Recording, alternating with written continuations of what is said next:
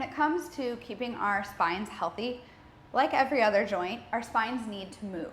But I've found that working with a lot of people, all in my office and the people in my Kinstretch classes, we have a really hard time segmenting or finding each one of our vertebrae or the parts of our spine, the bones that make up our spine.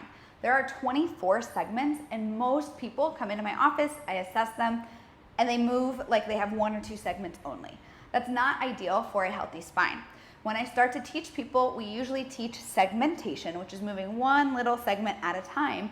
And most people really struggle to kind of find each of those segments and find the movements for flexion and extension. It's really kind of difficult to find them at first. So one of the ways that I teach people how to feel these movements so they can kind of feel the muscles they need to activate or where it is that they need to move or what that movement feels like because they haven't done it in years or decades is hinge point training.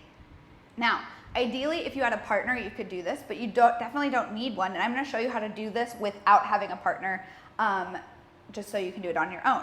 All you need is your body and your hand. So we're going to demonstrate what this looks like for your neck, and then I'll demonstrate what it would look like for your low back. You're going to get into quadruped, which is where we normally go for learning segmentation of the spine.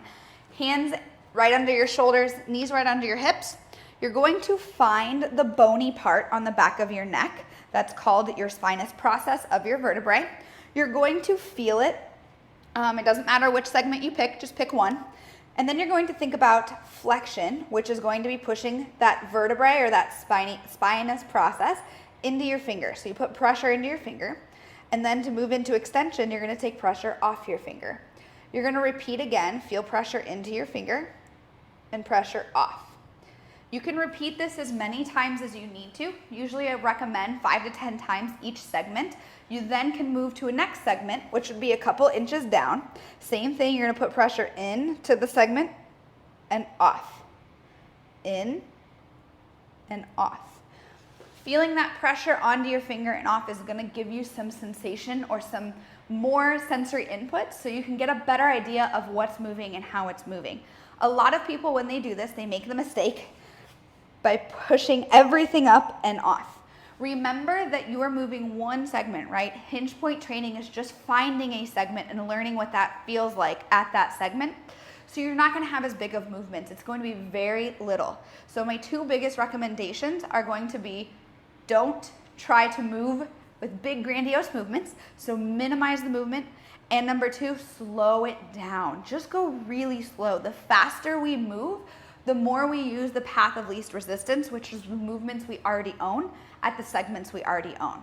Then from here, you find the different parts in your neck. You can also do the same thing for your lumbar spine or your back. So I'm gonna tuck my tail into flexion, put pressure into my finger here. Then I'm gonna take pressure off my finger. Pressure into my finger, off my finger. Pressure in is coinciding with flexion. Off is coinciding with extension. You can then move up your spine a little bit more. Same thing here, here. What we want to make sure we're doing again is not moving our upper back first and then here, right? So I want to make sure that it's just that segment moving and off. You may not get it right away, but as always with most things, this is a skill. It just takes practice.